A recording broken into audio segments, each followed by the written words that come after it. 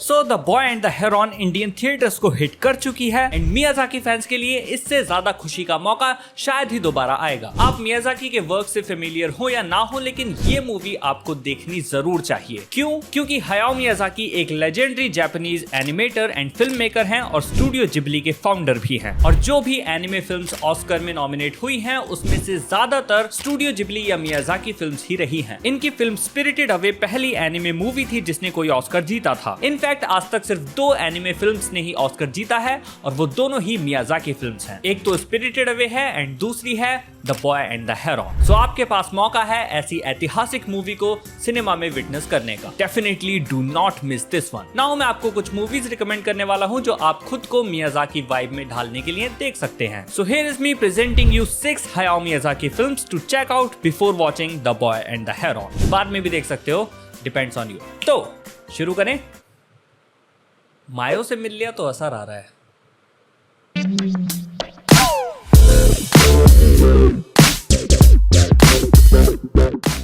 तो हम पुरानी से नई मूवीज की तरफ मूव करेंगे और कोशिश करेंगे वैरायटी ऑफ मूवीज को कवर करने की। और हमारी लिस्ट शुरू होती है मियाजाकी के one of the early works Nausicaa से। Nausicaa of the Valley of the Wind. इसको आप मियाजाकी की पहली ओरिजिनल फीचर फिल्म भी बोल सकते हैं and unlike what studio Ghibli is known for today, this movie is quite brutal. ये फिल्म सेट है एक पोस्ट एपोकलिप्टिक दुनिया में, एक ऐसे इवेंट के 1000 साल बाद जिसने इंसानियत को लगभग खत्म कर दिया। अब पूरी दुनिया में एक टॉक्सिक जंगल है जहां पर इंसान सरवाइव नहीं कर सकते, जिनकी हवा जहरीली है और यहाँ बड़े बड़े इंसेक्ट्स रहते हैं। ये फिल्म आपको अर्थ पर ही एक एलियन टाइप वर्ल्ड का एक्सपीरियंस करवाती है जो तुमको अवतार की याद दिलाएगा। 80s में बने होने के बावजूद मूवी का एनिमेशन बिल्कुल भी डेटेड फील नहीं होता है, बल्कि इस फिल्म के aerial combat scenes are some of the best in all of anime. But what I really love about Nausicaa is that it is a story about a girl that embraces nature. जहां एक तरफ बाकी लोग toxic जंगल और उसमें रहने वाले कीड़ों से डरते हैं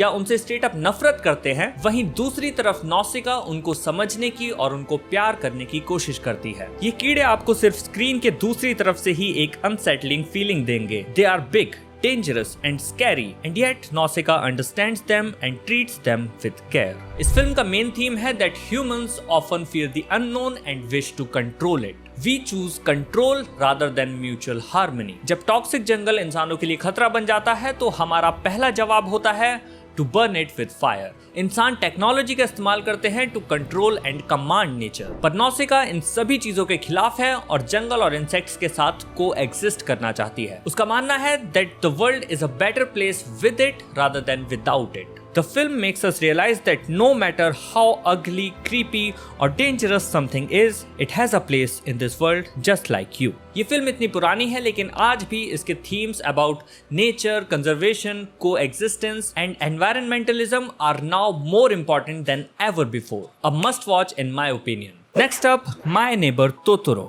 the poster child of studio Ghibli. इस स्टूडियो की जो भी इमेज आपके दिमाग में है वो कहीं ना कहीं इसी मूवी से आती है। This movie is everything that Studio Ghibli's style represents. भूत, प्रेत, आत्माएं, किस्से, कहानी, childhood wonder and a sense of warmth and comfort. जैसे बचपन में लाइट भाग जाने पर आप एक मोमबत्ती या अंगीठी की रोशनी में अपने पेरेंट्स से स्टोरी सुनते थे, वैसी एक feeling. My Neighbor Totoro is a heartwarming tale of family, friendship and the wonders of childhood imagination. इसमें 2 बहनें सात्सुकी और मे जापान के कंट्री साइड में मूव करती हैं अपने पिता के साथ ताकि वो अपनी बीमार माँ के पास रह सकें। वो अपने नए घर को एक्सप्लोर करती हैं जहाँ उन्हें कुछ प्लेफुल स्पिरिट्स मिलती हैं और एक जायंट मिलता है, एक फरी friend तोतोरो।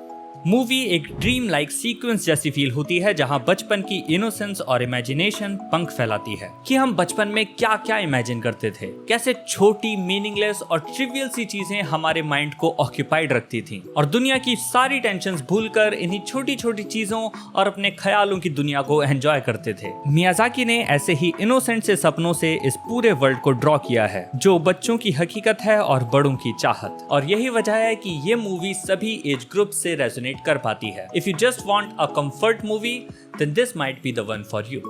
Next up, Kiki's Delivery Service.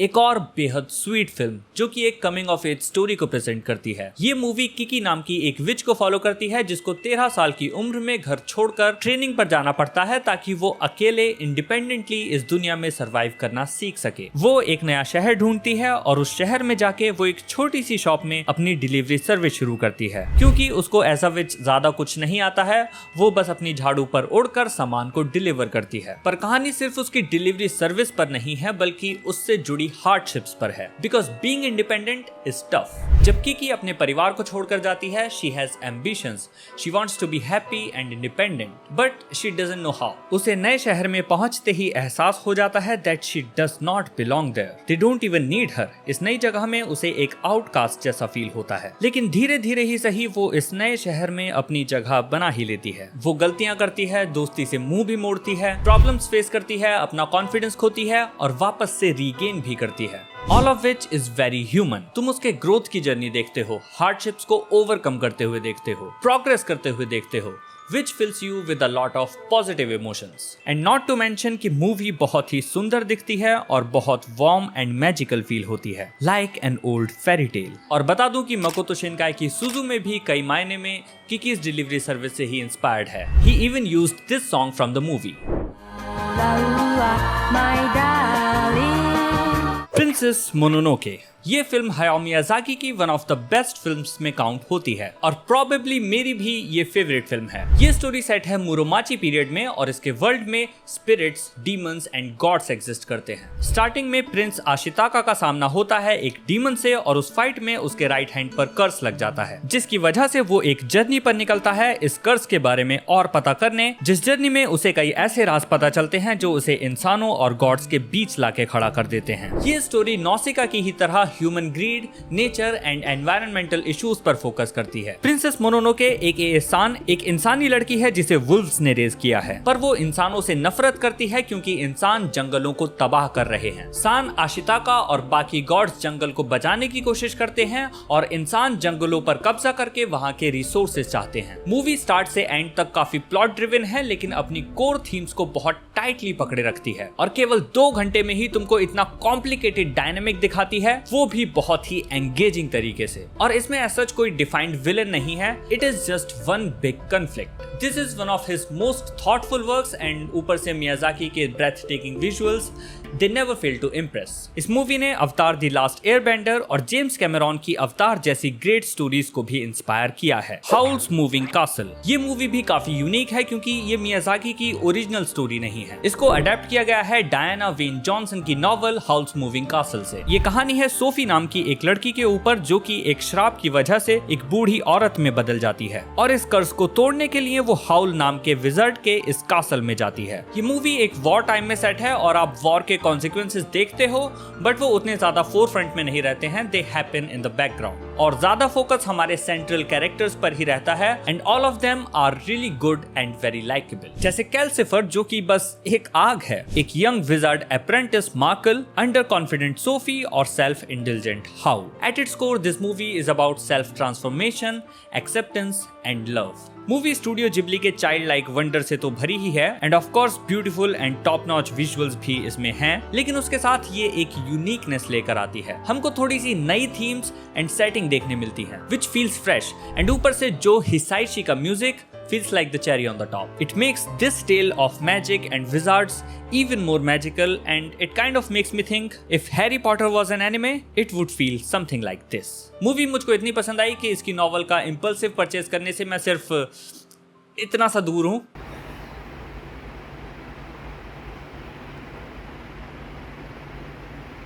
The Wind rises हायाओ Miyazaki की फिल्म्स में अक्सर एक वंडर या सुपरनैचुरल एलिमेंट रहता है, कुछ अदरवर्ल्डली रहता है, लेकिन विंड राइजेस उस सब से बिल्कुल अलग है। It might be one of the most realistic and personal story that Miyazaki has ever told. It is a biography on the life of Mitsubishi's extraordinary engineer Jiro Horikoshi, जिन्होंने Japan के लिए light weight fighter aircrafts बनाए थे, जिनकी मदद से Japan ने world war 2 में अपने कई सारे मिशंस को अंजाम दिया है। मूवी में मियाजाकी ने जीरो की लाइफ का एक फिक्शनल वर्जन हमारे सामने प्रस्तुत किया है। जीरो एक विजनरी है, ड्रीमर है। जीरो को बचपन से ही प्लेन्स का बहुत शौक था, लेकिन खराब आईसाइट होने की वजह से वो कभी पायलट नहीं बन सकते थे, जिसके कारण उन्होंने एरोनॉटिकल इंजीनियर बन के अमेजिंग प्लेन्स बनाने का सपना संजोया। और ये मूवी उनके इसी ड्रीम एंड उससे जुड़ी स्ट्रगल्स को दिखाती है। But unlike other Ghibli movies, the Wind rises magical world building पर नहीं, बल्कि जीरो के पर्सनल मोटिवेशंस और परस्यूट्स पर फोकस करती है, which can be a bit boring. लेकिन आपने इस मूवी के कई सारे रील्स पर एडिट्स देखे होंगे जो कि काफी होलसम फील होते हैं, है ना? वेल हाँ, लव स्टोरी वाला पार्ट उतना ही हार्टफेल्ट एंड होलसम है, बट जितना होलसम से वो शुरू होता है, बाद में वो उतना ही पेनफुल भी बन जाता है। So you have been warned. Jiro अपने ड्रीम्स को पूरा करने में इतना खो जाते हैं कि ना तो वो अपने एक्चुअल परिवार को ठीक से टाइम दे पाते हैं और ना ही जिस लड़की से उन्हें प्यार होता है उसको। इस मूवी के थ्रू मियाजाकी मेटाफोरिकली अपनी लाइफ एंड इमोशंस को भी प्रेजेंट करते हैं, क्योंकि इन अमेजिंग फिल्म्स को बनाते बनाते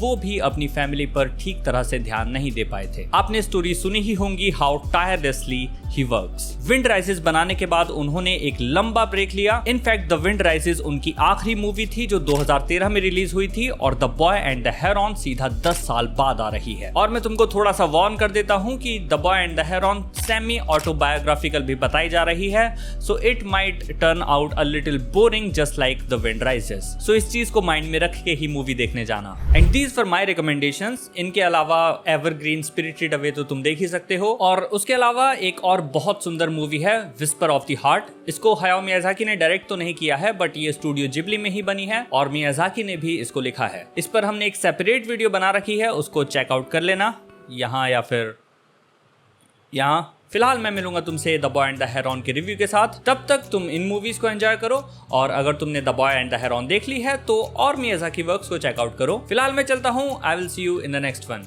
bye bye. Also check out our podcast Chai with सेनपाई।